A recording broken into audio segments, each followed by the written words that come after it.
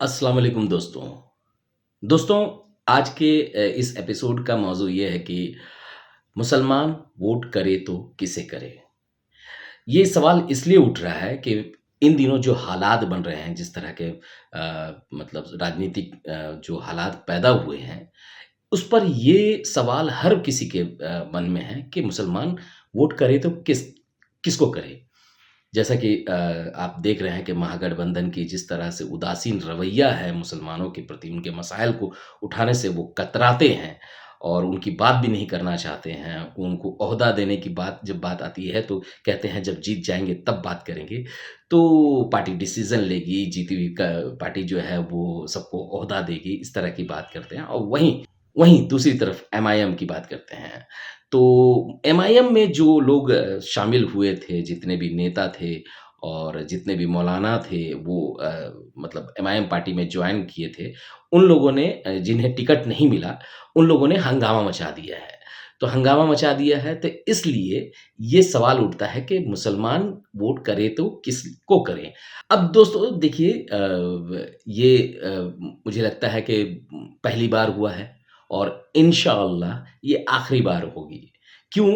इसलिए मैं कह रहा हूँ कि ये जो कचरा सॉरी ये जो मतलबी लोग पार्टी में आए थे और उसके बाद ये टिकट की दावेदारी कर रहे थे और उनको जब टिकट नहीं मिली, तो उन लोगों ने हंगामा मचाया और मतलब तरह-तरह के इल्ज़ामात लगाए हैं पार्टी पर या नेताओं पर जो एमआईएम के नेता हैं, उनकी लीडरशिप पर। तो बड़ी अफ़सोस होता है और आगे इंशाअल्लाह इसलिए ये लोग ये आखिरी बार होगी या फिर इतना ज़्यादा हंगामा नहीं होगा, अल्लाह की ज़ात से भरोसा है कि ऐसे लोग कचड़ा लोग साइड हो जाएँगे। उन्हें समझ में आ जाएगा कि आपकी जागीर नहीं है एमआईएम पार्टी एक तरीके से चलती है, उनका एक प्रोटोकॉल होता है, उनका एक अपना सिद्धांत होता है, उनके अपने तरीके से वो पार्टी आगे बढ़ती है। उसमें इस तरह के मतलबी और मतलब परस्त लोग की ज़रूरत नहीं है। तो ये लोग अभी जिस तरह से बाहर हुए हैं और दोबारा इंशाअल्लाह नहीं आएँगे। इसलिए मैंने ये कहा। तो अब इन लोगों से मेरा ये सवाल है, ये जो एमआईएम के खिलाफ बोल रहे हैं, इन दिनों एक्टिव हुए हैं। देखिए पहले से जो लोग एक्टिव थे, जो एमआईएम को पसंद नहीं करते थे उन लोगों को एक बल मिला इस टिकट के बाद हंगामा जो हुआ उसके उससे। अब ऐसे भी कई लोग देखे मैंने कि दाढ़ी रखे हुए हैं, टोपी और मुसाफ़ा बाँधे हुए हैं और वो लोग एमआईएम के खिलाफ बोल रहे हैं। मेरा और एक मैंने प्रेस कॉन्फ्रेंस देखा और वो एक कुछ मौलाना थे, 2-3 मौलाना बैठे हुए हैं और उन लोगों ने एमआईएम के खिलाफ और कि भई उसमें मक्कारी चाहिए उनके टिकट लेने के लिए और दज्जाली चाहिए, किस तरह की के अल्फ़ाज़ इस्तेमाल कर रहे थे। मैं इन मौलानाओं से सिर्फ़ इतना सवाल पूछना चाहता हूँ, आप इतनी बातें मत कीजिए। एमआईएम को हराना चाहते हैं? बिल्कुल हरा दीजिए। आप असदुद्दीन ओवैसी को नीचे देखना चाहते हैं? बिल्कुल देख लीजिए, आप कर लीजिए। आप एमआईएम के अख्तरुल इमान साहब को, आदिल हसन साहब को हराना चाहते हैं? बिल्कुल हराइए। लेकिन मेरे एक सवाल का जवाब दीजिए, किस पार्टी को वोट करे मुसलमान? किस पार्टी को वोट करे? कांग्रेस, आरजेडी और जदयू और इन दिनों जो एक पार्टी है, जनसुराज पार्टी जिसका बहुत ज़्यादा नाम लिया जा रहा है, उसे करें? देखिए, जन स्वराज पार्टी की बात मैं पहले कह दूँ, इस पे अभी लोग टूट पड़े हैं और इसकी पार्टी को जॉइन कर रहे हैं और कसीदे पढ़ रहे हैं। उनकी तारीफ़ को के पुल बाँध रहे हैं। एक इसहाक आलम साहब हैं, उनके मैंने वीडियो देखे और वो अब तो जन स्वराज पार्टी जॉइन कर लिए हैं। उनको अब एमआईएम जो है, वो फ़िरकापरस्त पार्टी लगती है और वो कहते हैं कि अब मुझे लोग पसंद कर रहे हैं कि पूरे देश के लोग, तब तक ये फ़िरकापरस्त थे। अभी इन्होंने मतलब सेक्युलर बने हैं, नए-नए सेक्युलर बने हैं। बड़े क्यूट से हैं, बड़े इनोसेंट से हैं और जिस तरह की इन्होंने अपने इंटरव्यू में जो प्रेस कॉन्फ्रेंस था, वो बातें की है, वो बहुत ही बचकाना है। इसहाक साहब अंगूर खट्टे हैं, सब जानते हैं, लेकिन इस तरह से आप जो प्रेस कॉन्फ्रेंस करके कर रहे हैं, आपको बेवकूफ़ समझेंगे लोग। आप लीडर नज़र नहीं आते, बेवकूफ़ नज़र आते हैं। पॉलिटिकल मैच्योरिटी की कमी है आपके अंदर में। आप क्या कह रहे हैं? मतलब कल तक जो पार्टी आपको अच्छी लग रही थी, आपको टिकट नहीं मिली, तो आज वो बुरी हो गई और इस तरह से आप इल्ज़ाम लगाएँगे? एनीवे, जन स्वराज पार्टी की बात कर रहा हूँ। जन स्वराज पार्टी एक ऐसी पार्टी है जिसको आए हुए ज़्यादा दिन नहीं हुआ और जिसके को के कई इलाके में ज़मानत जब्त हो गई। लेकिन मीडिया उसे प्रोजेक्ट कर रहा है कि अब जो है किंग मेकर बनेगी और हो सकता है मुख्यमंत्री भी बन जाएँ प्रशांत किशोर। तो जिस तरह से मीडिया ये सब जानते हैं कि प्रशांत किशोर किस मामले में महारत रखते हैं। उन्होंने हमेशा क्या काम किया, मीडिया को किस तरह से मतलब मैनेज करना है या मतलब मैनेज इन द सेंस कि मतलब मीडिया में बने रहना है। तो वो उनको मालूम है और जिस तरह से मीडिया उन्हें तवज्जो दे रही है, वहीं जब वो मीडिया अपनी थंबनेल बनाती है, जो कोलाज बनता है फ़ोटोग्राफ्स का, वहाँ पे बिहार की जब तस्वीर दिखाई जाती है, तो ज़्यादातर वक़्त बिहार के इन तस्वीरों में असद साहब नज़र नहीं आते। वहाँ जनसुराज पार्टी नज़र आती है, जब बिहार इलेक्शन की बात होती है। तो एनीवे तो अभी इन दिनों बहुत सारे लोगों को जनसुराज का खुमार चढ़ा है, तो वो बहुत जल्दी उतर जाएगा। अब मैं आता हूँ मुद्दे पर। देखिए अब जो लोग एमआईएम में थे, जिन लोगों ने अपने मकसद के लिए, अपने मफ़ाद के लिए इस पार्टी को जॉइन किया था और जब इन्हें मतलब नकार दिया गया है, तो ये अब सेकुलरिज़्म की बात कर रहे हैं और एमआईएम के खिलाफ बात कर रहे हैं। इनसे सवाल ज़रूर पूछिएगा जब ये लोग फ़ील्ड में आएँ या इनके वीडियो हैं, उस पे जाके कमेंट कीजिए कि पूछिए कि कल तक जो पार्टी आपकी अच्छी थी, वो आज खराब कैसे हो गई? ये सिर्फ़ अपने मकसद और मफ़ाद के लिए पार्टी में आए थे। दोस्तों मुद्दे पे वापस आते हैं और क्या करें मुसलमान? किसे वोट करें? आरजेडी को? जिन्होंने मतलब मुसलमानों को छला, कांग्रेस को वही हाल है, महागठबंधन को या जेडीयू को और जनसुराज पार्टी को। एक बात याद रखिए, आरजेडी का आप नाम लीजिए, आरजेडी ने क्या किया, कांग्रेस ने क्या किया, हम सब जानते हैं। हम सब भली-भाँति जान चुके हैं, ये पार्टी मुस्लिम लीडरशिप के नाम पर कैसे कन्नी काटती है इन सवालों पर और हमेशा ये सिर्फ़ अब्दुल को वोट देने के लिए रखे, वोट देने की मशीन बना कर के रखे हैं। जब लीडरशिप की बात आएगी, तो ये सत्ता की चाबी बीजेपी को सौंप देंगे, लेकिन मुसलमान लीडरशिप को एक्सेप्ट नहीं करेंगे। मैं कहता हूँ जनसुराज पार्टी के बारे में। दोस्तों जनसुराज पार्टी हो या जेडीयू हो, जो लोग कहते हैं कि हमें जेडीयू को वोट करना चाहिए, जनसुराज को करना चाहिए। याद रखिए, ऐसे ही जनसुराज के बारे में जो बिहार में अभी माहौल बना, दिल्ली में भी बनी थी। और जैसे दिल्ली में आम आदमी पार्टी बनी है, उसके बाद मुसलमानों के खिलाफ जो मतलब बिल बने और उसको राज्यसभा में पेश किए गए हैं, लोकसभा में पेश किए गए, तो यही आम आदमी पार्टी उन बिल का सपोर्ट कर रही थी। जिसे आप सेकुलर पार्टी बोल करके वोट करते हैं। यही बीजेडी जो उड़ीसा में बीजेडी बीजू जनता दल है, उसके नवीन पटनायक थे, वो मुसलमान वहाँ बीजेडी को वोट करते हैं।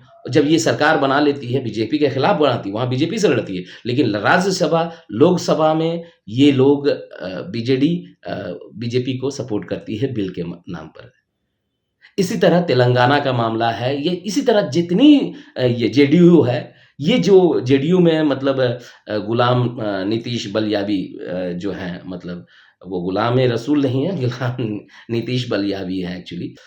टोपी, दाढ़ी ज़रूर लगा कर के हैं, ये मुस्लिम वोटों के सौदागर हैं। तो ये मुसलमान को वोट करवाते हैं और यही आप कहते हैं ना बीजेपी को हराने के लिए हम वोट करें। नहीं, नहीं, बीजेपी को सरकार में लाने के लिए आप वोट करते हैं। कसूरवार आप खुद भी हैं। आपको समझना होगा ये बात।